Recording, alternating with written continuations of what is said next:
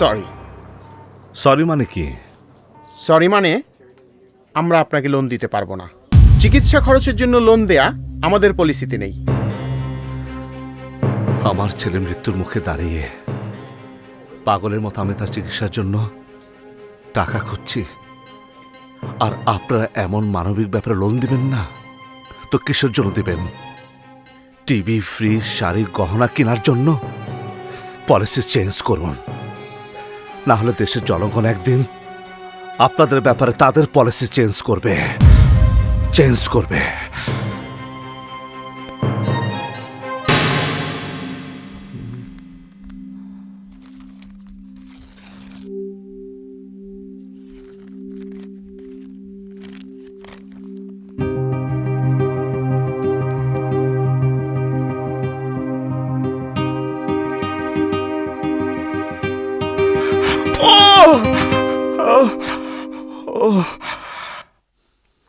এটা হচ্ছে আপনার আবেদনের প্রেক্ষিতে একটা acceptance letter. It doesn't mean anything. এখানে কোনো উল্লেখ নেই যে ইন্স্যুরেন্স কোম্পানি অপারেশনের খরচটা আমাদের হাসপাতালকে দিয়ে দেবে। সাধারণত এই ধরনের টাকা পয়সা সংক্রান্ত আবেদন অ্যাপ্রুভ হতে 1 থেকে 1.5 মাস সময় লাগে।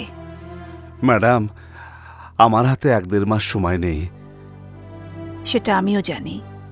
এইসব জটিলতার মধ্যে ঘুরপাক খেতে খেতে আমি মানসিকভাবে অসুস্থ হয়ে যাচ্ছি।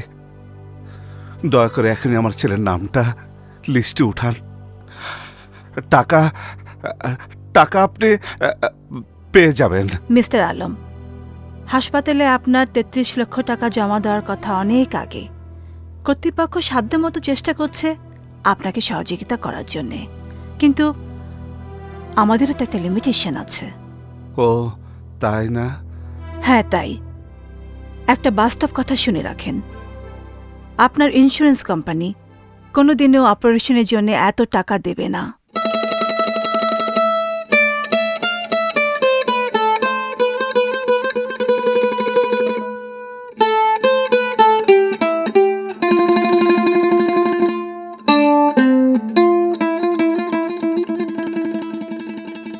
وتخرج الحي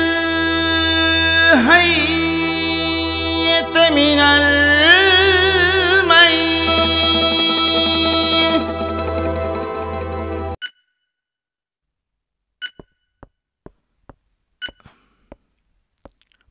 ভাইয়া ভাইয়া চল আমরা চ্যানেল আইয়ের ওই উপস্থাপকের সাথে দেখা করি। ওই যে লোকটা তার অনুষ্ঠানের মধ্যে বিভিন্ন মানবিক দিক তুলে ধরে, হ্যাঁ হ্যাঁ, সমাজের বিত্তবানদের কাছে নানা রকম আবেদন করে। ওই যে কি যেন নাম? অপু মাহফুজ। হ্যাঁ, চল চল।